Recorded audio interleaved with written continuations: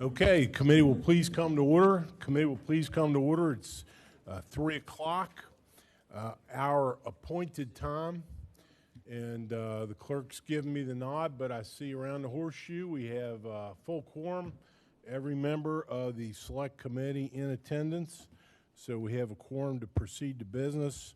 First business would be consideration of minutes from yesterday. Chair recognizes the senator from Preston. Thank you, Mr. Chairman. I would move that the minutes from October 6th, 2021 be approved as written. Questions on approval of minutes? Any discussion? If not, all in favor of the motion, please say aye. Opposed? Ayes have it. Minutes are approved. And we can resume. We're down to item 4 on our agenda, discussion of maps. So when we were here last time, yesterday, we were on congressional maps. Now, Liz, Bev, if memory serves me, we did eliminate a map yesterday because it was a duplicate of another map in the package. You're nodding, that's right. So somebody alerted me to the fact that we have that situation again. Do we have 2 in here that are duplicates again, or was that anticipated? Actually, let me just start with this question. We've all got, I guess. All right, we've all got the same package of maps. Is that right, on paper? Does everybody have one of these? It's got all the maps in them. What I would like to know, first of all, is which, if any, of these are new to the package. In other words, they weren't under consideration or in the packages yesterday. Are there any that are new that the members of the committee didn't see yesterday? TAR number 2 has been added and Trump number 16 has been removed. Is Trump 16 the one we removed yesterday? Yes. Okay, but we have a new one. The only new one in this group is labeled TAR number 2. Correct. And it's the same as Trump 14, I believe. Is that correct?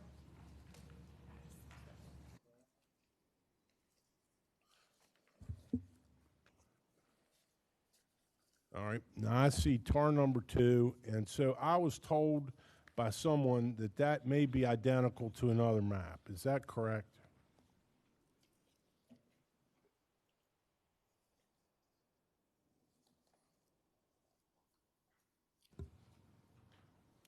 No, it's not. It's similar to one, but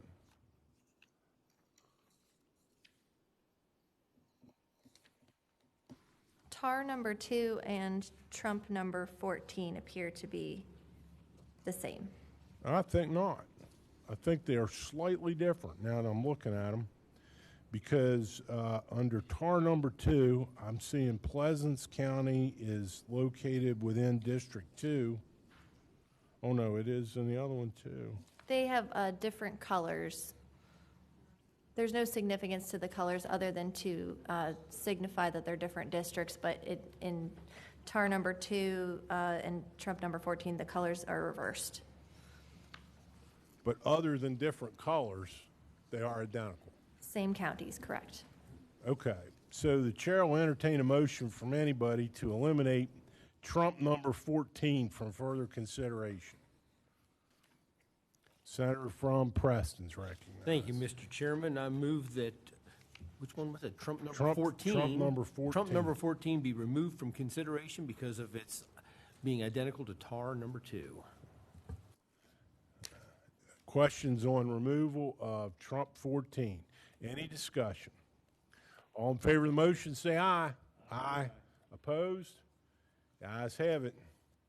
Although I will say, and maybe we could do this anyway, I like the green on the District 1 instead of District 2. It would be the same map, but that's neither here nor there. All right. So,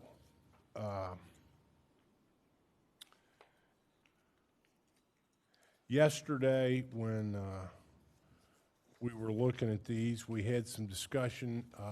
We had a question. Liz, I want to ask you, I'll recognize you. There was a question that was a legal question or a quasi-legal question prompted by an inquiry, and I don't think it started yesterday, several meetings ago, about the permissibility or legitimacy of using forecast or trend population data in the consideration of these maps. And you have done some legal research on that, I think. And I will recognize you to share with the committee whatever the result of your legal research was on that question. Certainly.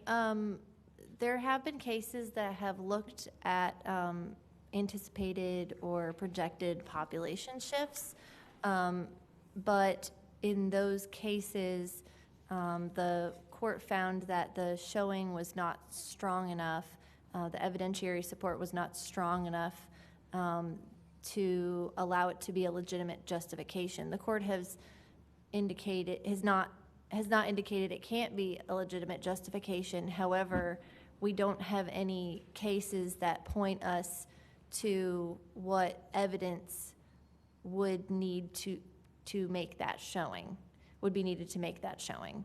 And so it is not considered a traditional redistricting criteria that courts have traditionally held to be legitimate justifications. And so it would fall in with other, I would say, more questionable potential criteria. In your research, were the cases that you looked at or that you found, were they cases addressing congressional districts or state legislative districts or both? To my recollection, they were congressional. All right. And were they federal court cases or state court cases or a combination? Let's see. We have, let's see.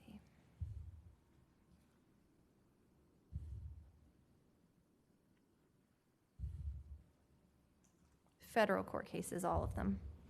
Okay.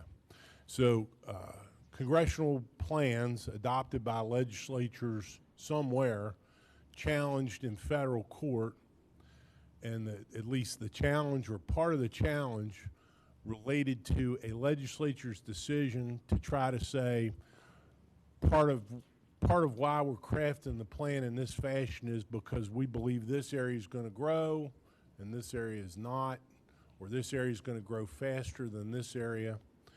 And what you found is no case that upheld that decision. Correct. And I mean, one of the cases is a pretty formative case, Kirkpatrick versus Pressler. That's from 1969. It's a U.S. Supreme Court case, and in that case, the court held that Missouri's attempted justification of the substantial underpopulation falls short of the standard. They required findings as to population trends must be thoroughly documented and applied throughout the state in a systematic, not an ad hoc manner. Again, just the courts that have addressed it since then in congressional cases have not have not upheld that as a legitimate justification. And so we don't really have an example to go by where that we can look to that provides a legitimate justification based on expected population shifts. Okay. Let me just pause there and see if anybody else got any questions for our council on that, because it was an interesting point that was raised in prior meetings of this committee. Senator from Marion County. Thank you, Mr. Chairman. Liz, I just want to make sure I'm clear, because I'm a non-lawyer, so I'm trying to get my hands around this.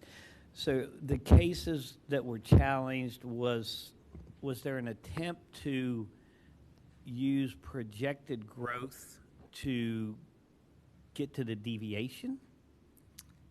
Am I making sense in my question? Was they saying like there'll be a population explosion up here, so therefore we can project that and get our numbers closer by that projection? I don't have actually the cases at my fingertips at this moment. I'd be happy to look at that after the meeting and get back to you about that. But I just know that this was an attempt to use that as a justification for the plans and the deviation that was adopted in those plans. So I think I understand that it was an attempt to use that as to meet the deviation threshold. It was. And I don't think anybody's trying to do that here.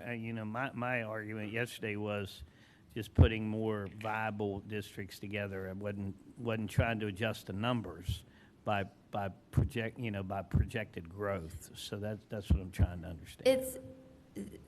This is where the burden was on the state to justify its deviations from the absolute equality standard, which applies in congressional redistricting, as we've discussed. And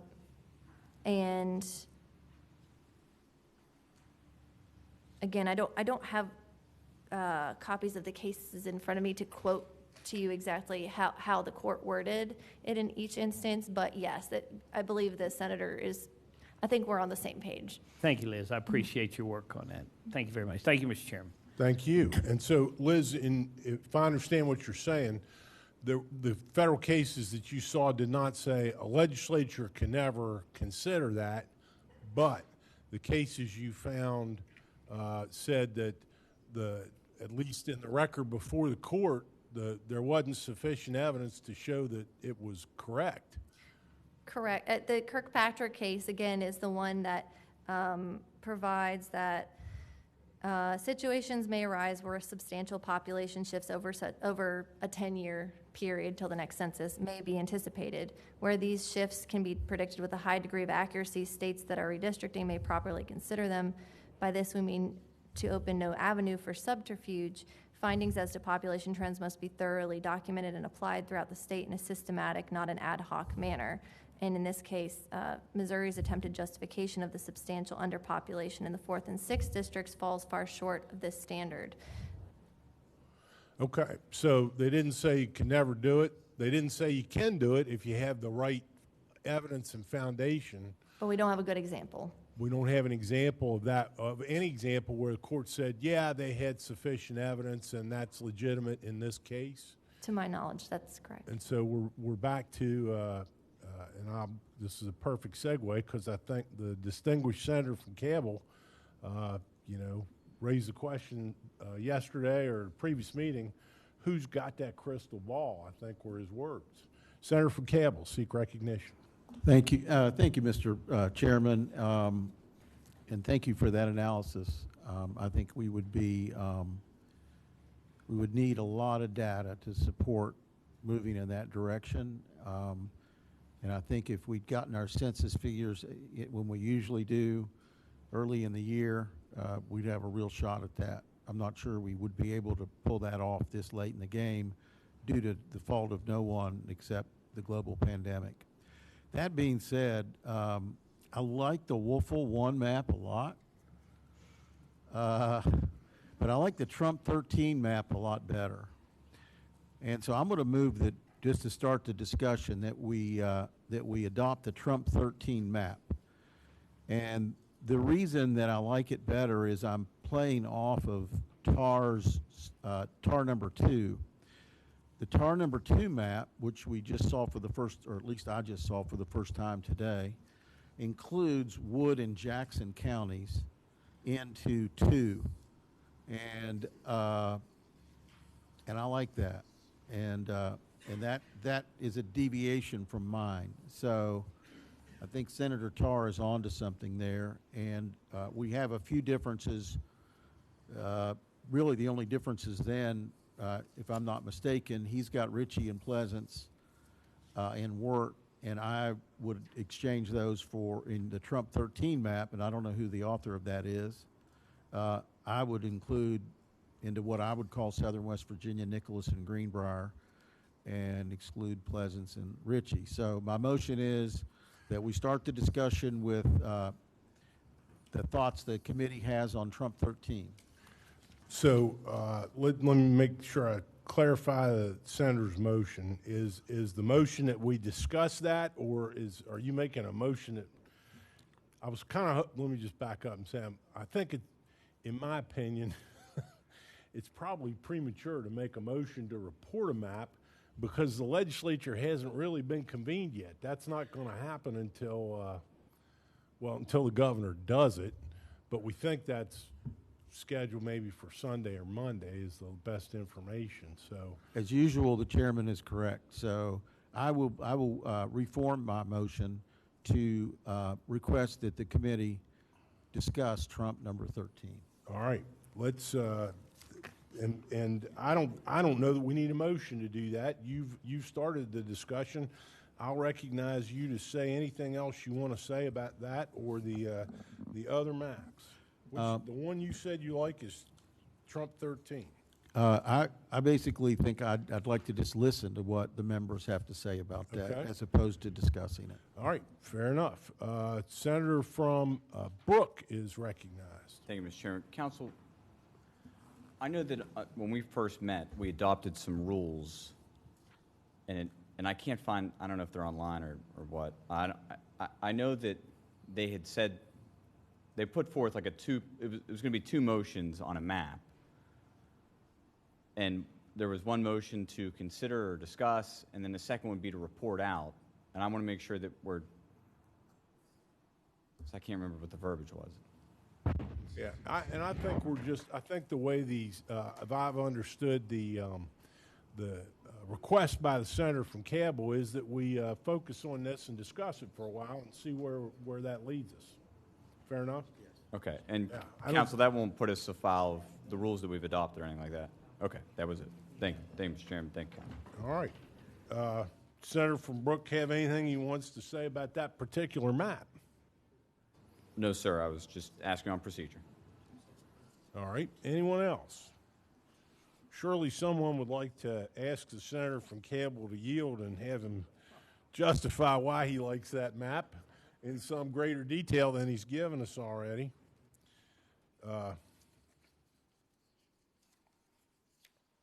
Senator from the 4th seeks recognition. Thank you, Mr. Chairman. Senator from Cabell, would you yield? I'm happy. At the request of my chairman, I'm going to Yes, ask you that's to yield very there. fair. Yes. So one of the things that I'm noticing from the discussion that we'd had earlier on maps that generally follow having a north district and a south district with a line cutting and generally from east to west is one of the first discussions we had was that to keep Cabell, Putnam, and Kanawha whole, and I think you and I both agree very strongly on that for a market side Yes. of things. Is that accurate? Yes, sir. Okay. On the market side of things there, when looking at either the Trump 13 or the Woelfel 1, one of the things that I was also considering when trying to look at how that line should be drawn is that general Kanawha market. I agree from Cabell, Putnam, and Kanawha, that is definitely a metro area, but I think that you also, as in Kanawha County, where it's kind of a center of mass in that southern district, if there are other counties that are intimately connected to that as well. Okay. And so in both those maps, I see that it has Kanawha as the northern border, essentially, of the map, which may, just for the economic and where people relate to who would represent them, I'm I agree. concerned about I agree making with that as that. part of that. You're exactly right. I agree that Clay and Roan for certain, and beyond that, your knowledge exceeds mine. But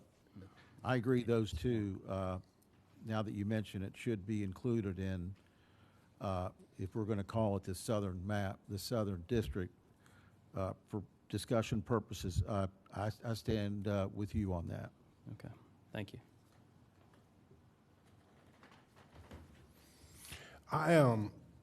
I would like to take this slightly off subject for a second to a different map, if I may. The chair would entertain a motion from anybody at this point to eliminate the map labeled Trump number 5.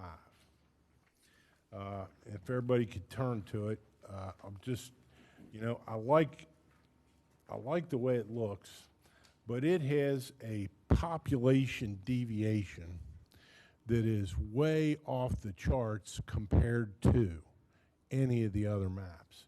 If you look at it, it's a deviation of one district is more than 10% above the mean, and the other is more than 10% below the mean.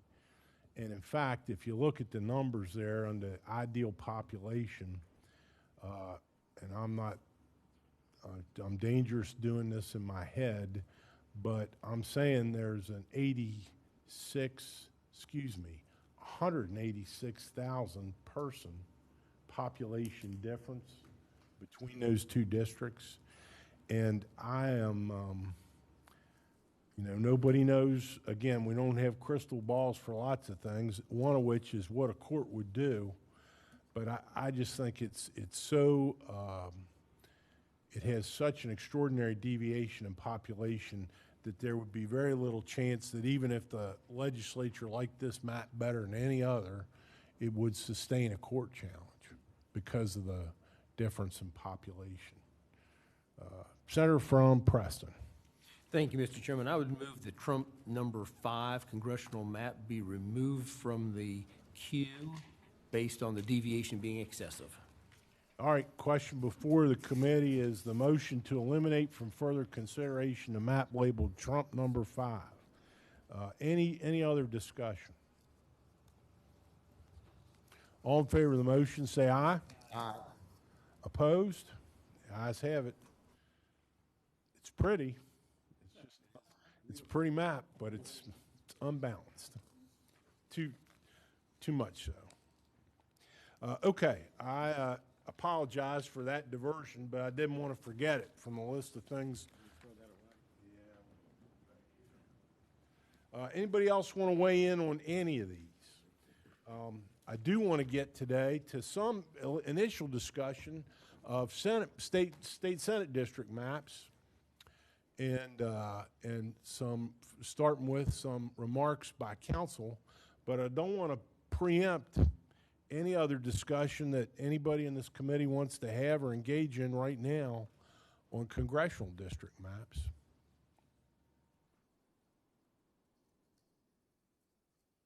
All right. If not, without objection from the committee, let's turn our attention now for the first time really since we've been formally organized to Senate districts, state Senate district maps. And I'd like to begin by inviting our council to go over with the members of this committee again, if you would please, Liz, the constitutional requirements that apply to the drawing of state Senate districts. The requirements for state senatorial districts, again, we hearken back to the U.S. Constitution first for the equal population principle, which actually the 14th Amendment is where this principle derives for senatorial districts. And this provides no state shall deny to any person within its jurisdiction the equal protection of the laws. And we also have, a corresponding provision in Article 6, Section 4 of our state constitution. This district shall be, as nearly as practical, equal in population to be ascertained by the census of the United States. And this has been interpreted differently than in the congressional districts. States must draw congressional districts with populations as close to perfect equality as possible. We've discussed this at length. The courts held that when drawing state and local legislative districts, jurisdictions are permitted to deviate somewhat from perfect population equality to accommodate traditional districting objectives, among them preserving the integrity of political subdivisions, maintaining communities of interest, and creating geographical compactness. Where the maximum population deviation between the largest and smallest district is less than 10%, the court has held a state or local legislative map presumptively complies with the one-person, one-vote rule. Maximum deviations above 10% are presumptively impermissible. So whereas with congressional redistricting, there is no de minimis standard, there's no magic number that provides a safe harbor, where in state senatorial districts, in either the House or the Senate, there is a presumption of constitutionality if it is beneath 10%. That is a presumption. It's rebuttable. That means that it can be overcome. And above that 10% boundary, there is it is not presumed to be constitutional. That does not mean that it cannot be upheld. This is just, that is the nature of a presumption. In addition, we have similar requirements under the West Virginia Constitution, Article 6, Section 4, that the senatorial districts shall be compact, formed of contiguous territory, bounded by county lines, and as nearly as practicable, equal in population to be ascertained by the census of the United States. So we are still adhering to compactness, contiguity, and traditionally bounded by county lines. And in addition, of course, we have the previously discussed other federal requirements for equal protection under the U.S. Constitution, Articles 14 and 15, Amendments 14 and 15, and in addition, the requirements of the Voting Rights Act that are imposed by that federal statute.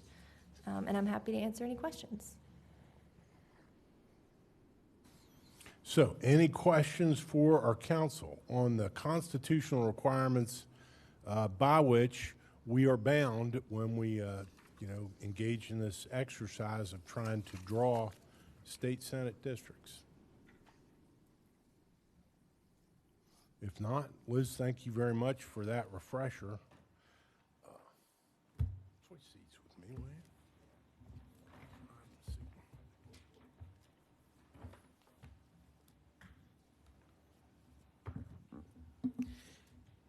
you? Is there further discussion of the maps?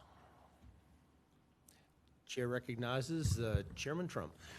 Thank you, Mr. Chairman. I have vacated the chair to go over with members of the committee some stuff that, some material that I think is really interesting, and it ties in with the constitutional principles that Liz just gave us reminders of.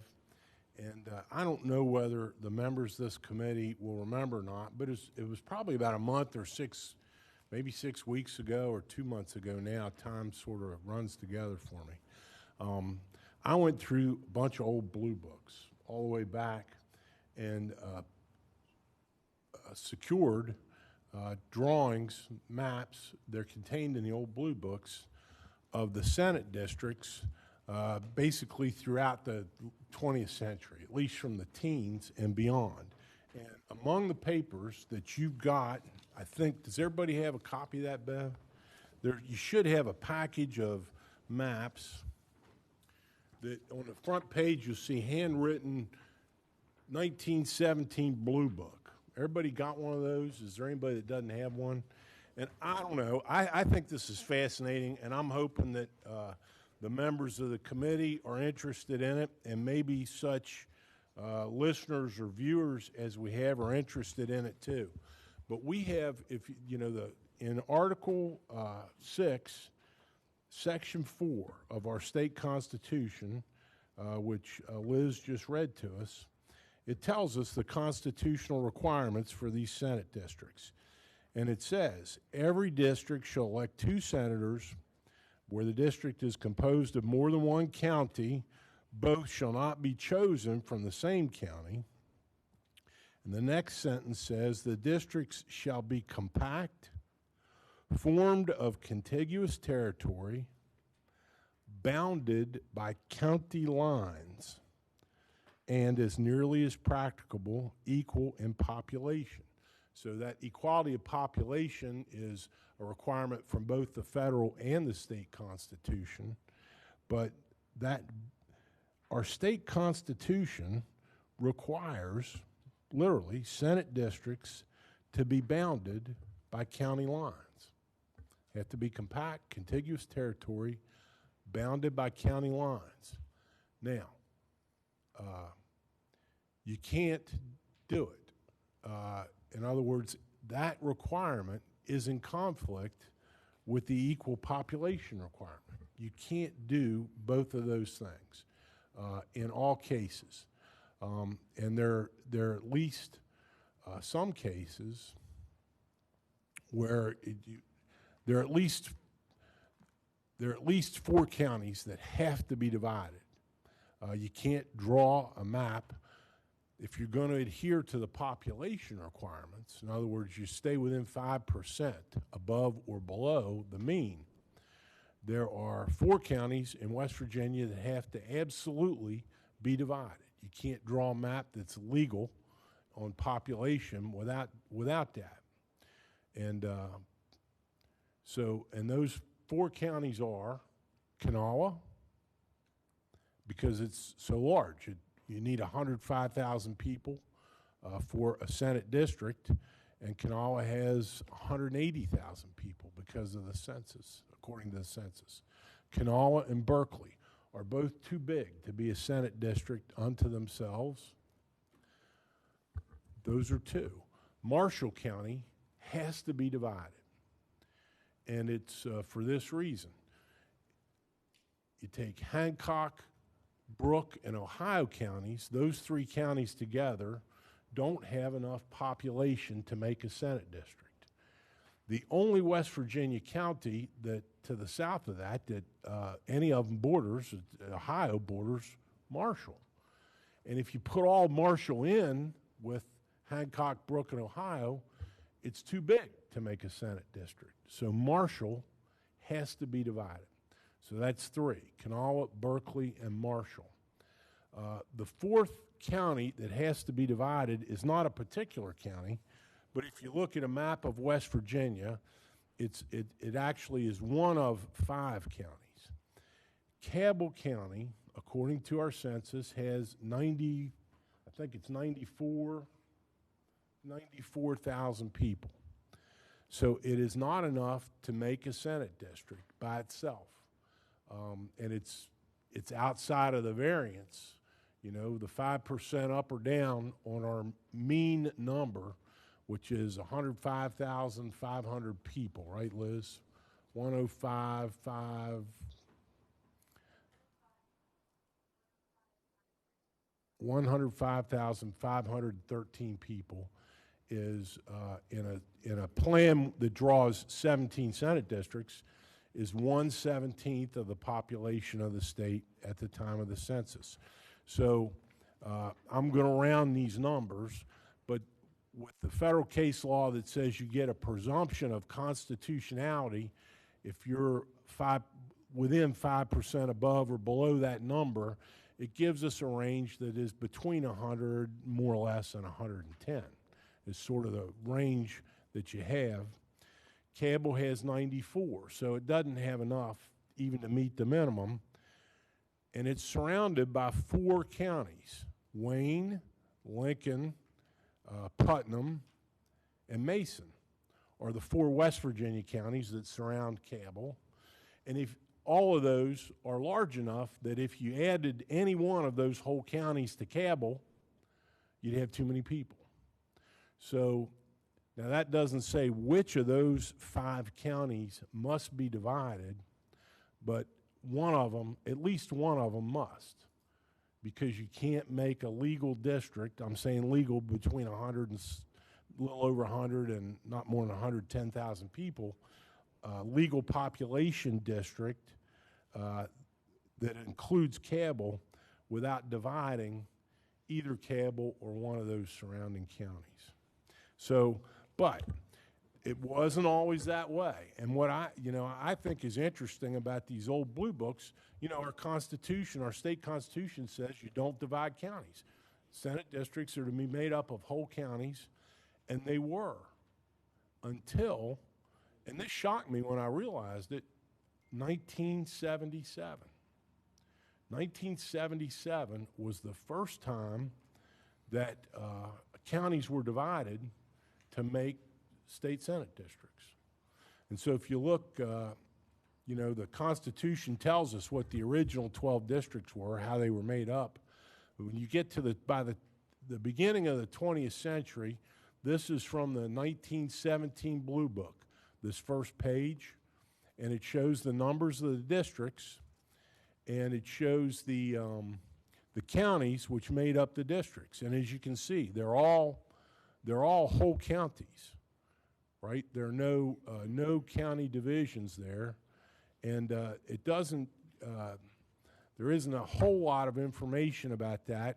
I don't know. I wasn't able to ascertain. I guess our parliamentarian could, or I could if I dug through the old acts. This is from the 1917 Blue Book. I don't know when it was enacted by the legislature, but sometime before 1917. I don't know how long it had been in place. But it's interesting, if you flip, to me anyway, if you flip to the next page, this is from it tells us right there, it's a map of the senatorial districts, and it's the apportionment of 1937. So the legislature did it in 1937, which, sometime when I have enough time, I want to dig into this and find out, because 1937, 1936 were not years of decennial censuses. I don't know why the legislature was doing that in 1937 as opposed to 1931 but this is interesting to me. It's referred to as the apportionment of 1937, and it was at that time you could see the difference between 1917 and 1937 is the addition of a 16th district. There were 15 districts until under that 1917 plan, but this has a 16th added. So there's 16 districts, would be 32 senators then, starting in 1937. And it's further interesting, I think you guys will find it interesting, for each of the districts there, now they don't tell you how many people from each county, but it does show the total number of people who are believed to have been in each district. And so what was interesting to me in looking at that is Kanawha County at that time, the 8th district was Kanawha County. You can see it there on the map, just that, a single county. It had a population of 157,667 people.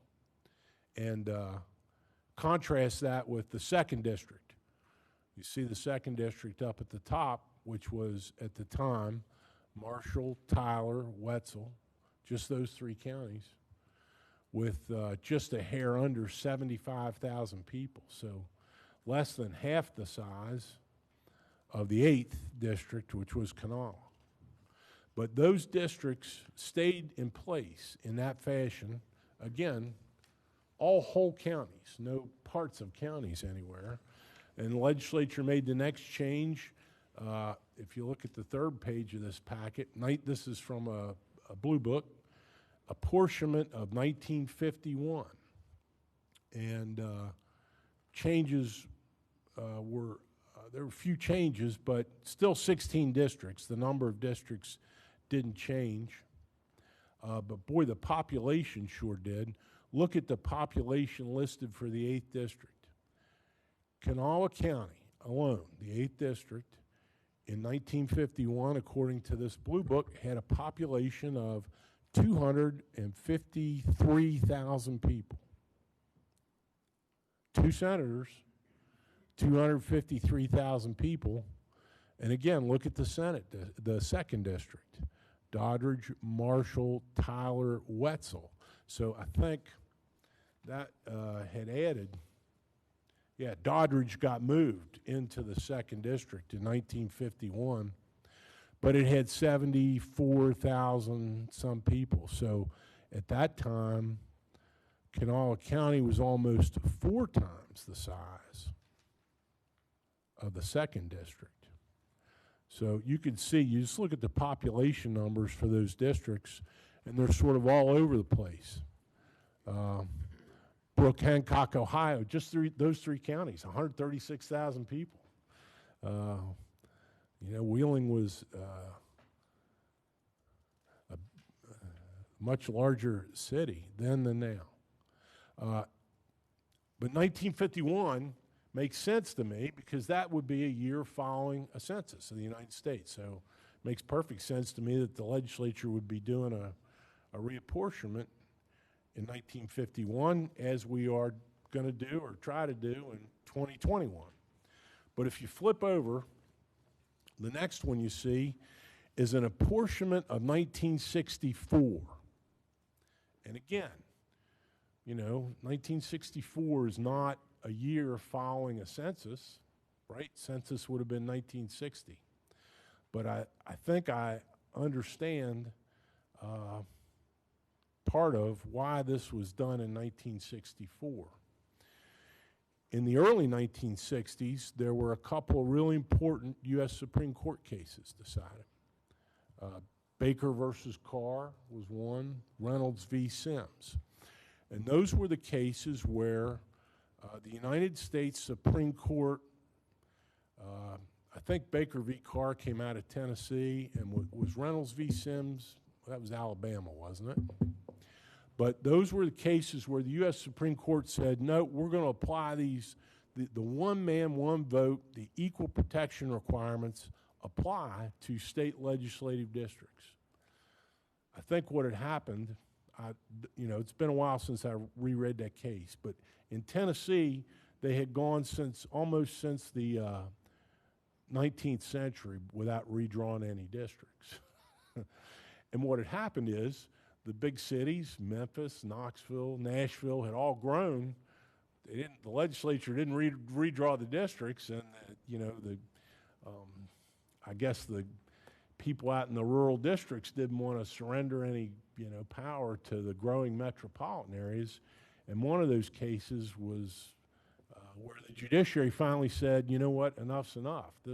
You're denying people equal weight with their vote. When you do that, they get so far out of kilter.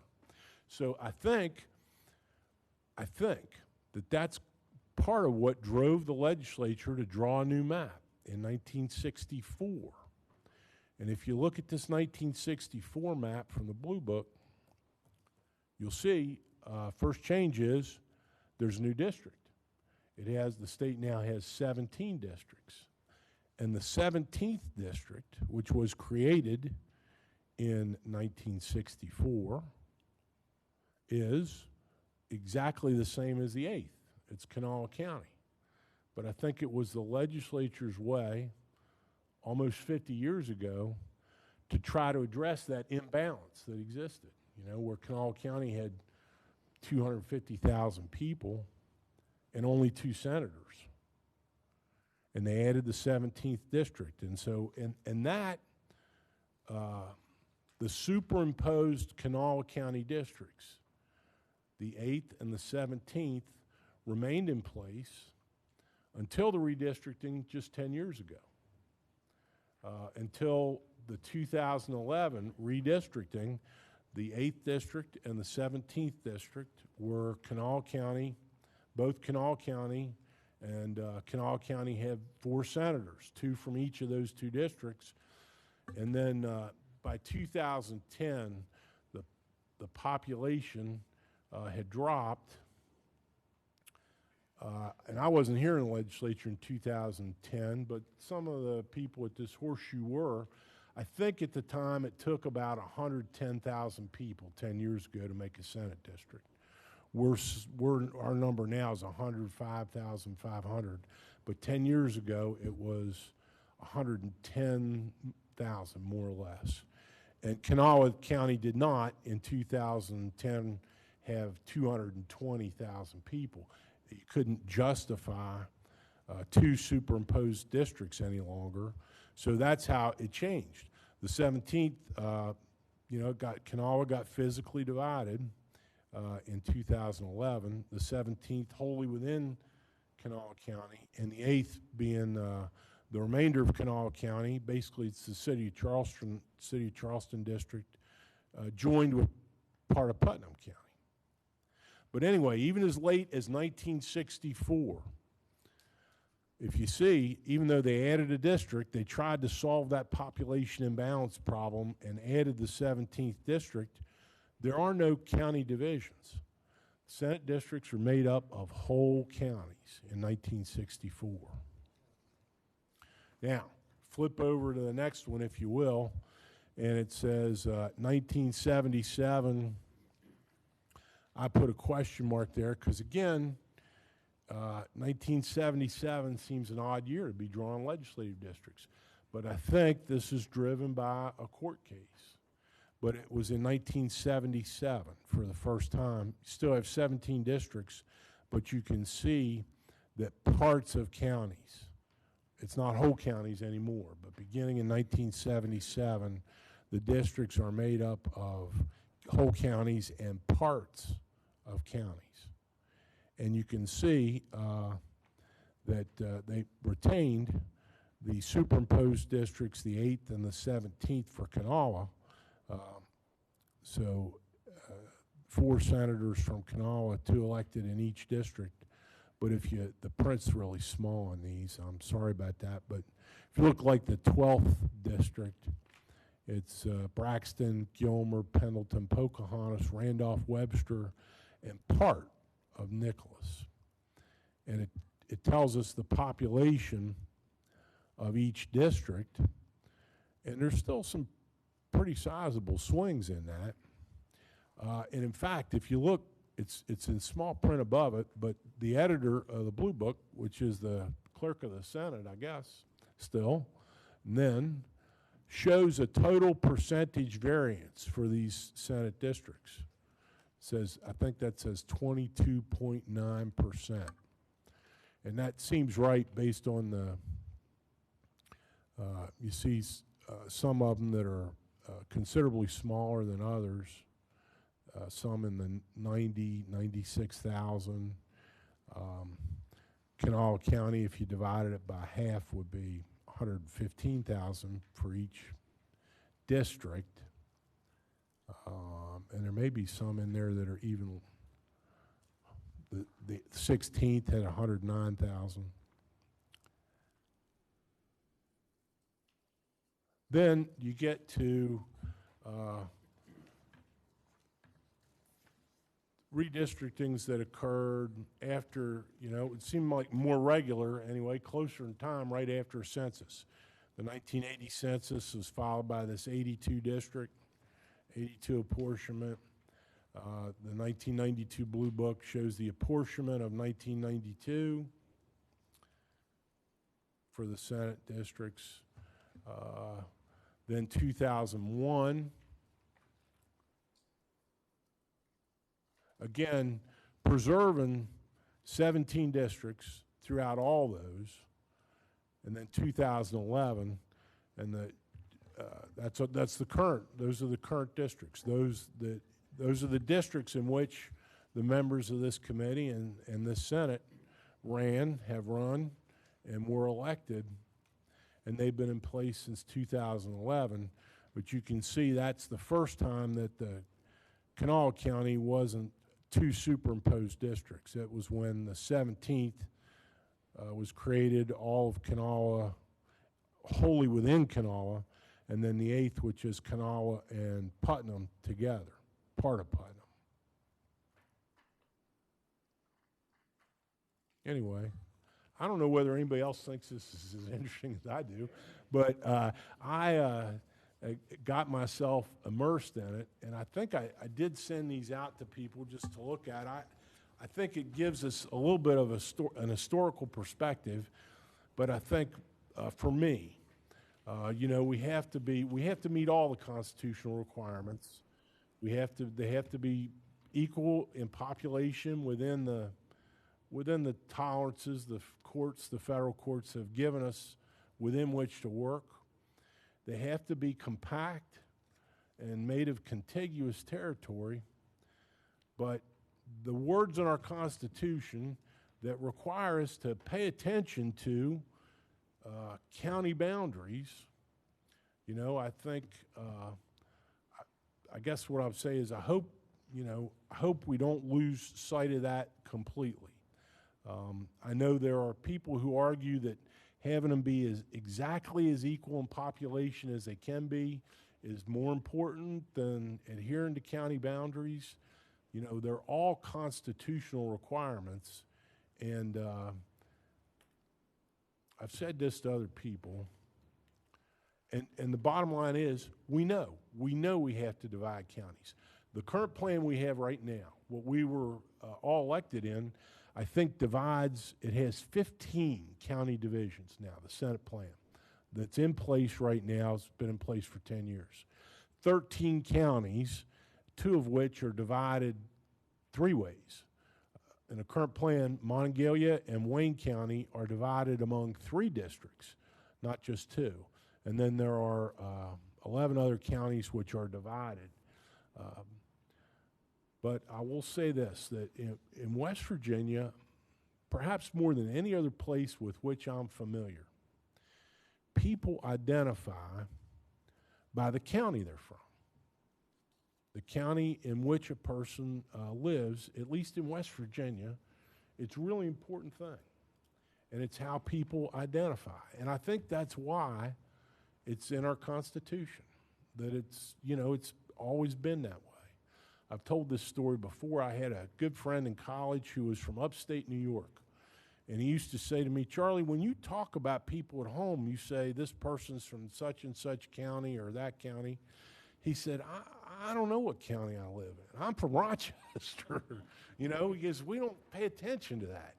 But I think that's one of the things that maybe makes West Virginia, if not unique, it makes us, perhaps it's in a small group of places where it's really that important, to be from, it means something, to be from Logan County or Marion County or Brooke or any county. So, anyway, that's not getting us any closer to a bill, but I really appreciate the committee indulging me, and I'm hoping that the committee members would find the sort of the 20th century history of the configuration of Senate districts interesting, and maybe even a viewer or a listener as well. And Mr. Chairman, that's all I have. Thank you. Senator from Morgan. Senator from Brooke. Chairman, just to follow up on what the lesson that the Senator from Morgan County gave us, what I can find on the Google machine, as we call it, in 1901, there was redistricting that was done. I looked back into the acts from 1901, and the map was established there that is different from the 1917 map, but I have not been able to find forward, which I probably will be able to as we sit here, when it was changed to represent, because what is 1917 was also 1916. So at some point in time, it was redone, but it's a different map in 1901 that appears in 1916. Absolutely. Were there, just out of curiosity, were there 15 districts in the 1901 map, or was it a smaller number? 15. 15. Thank you. Thank you, Senator. Are there any Thank you. other? Nope, that was it. Thank you. All right, very good. Are there further remarks of the committee members on any of the district maps?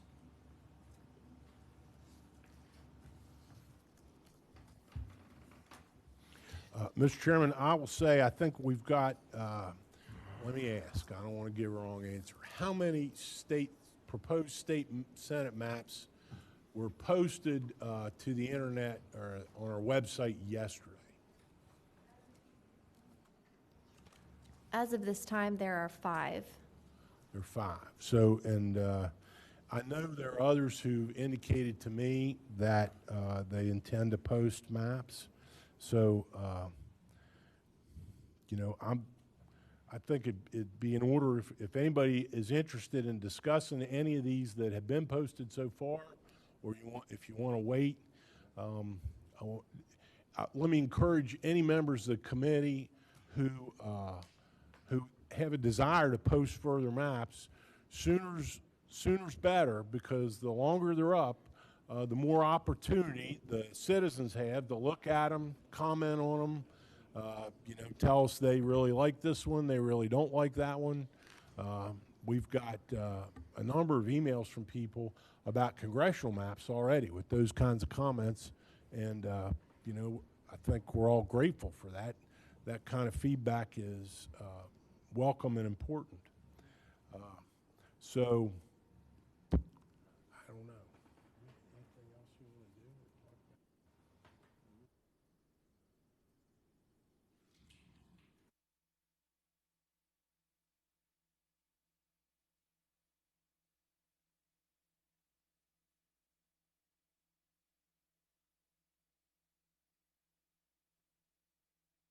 Okay, Mr. Chairman, if I may, I will announce that the plan is to have another committee meeting tomorrow, same time, 3 o'clock, at which time I'm hoping we'll have more maps to look at, maybe more comments from the public on what we have posted so far. And I would yield any questions if anybody has any. Okay, the motion from the senator from Morgan is that we adjourn until tomorrow at 3 p.m. Is there discussion? Seeing none, all in favor indicate by saying aye. Aye. All opposed, no. The ayes have it. We are adjourned until tomorrow, 3 p.m.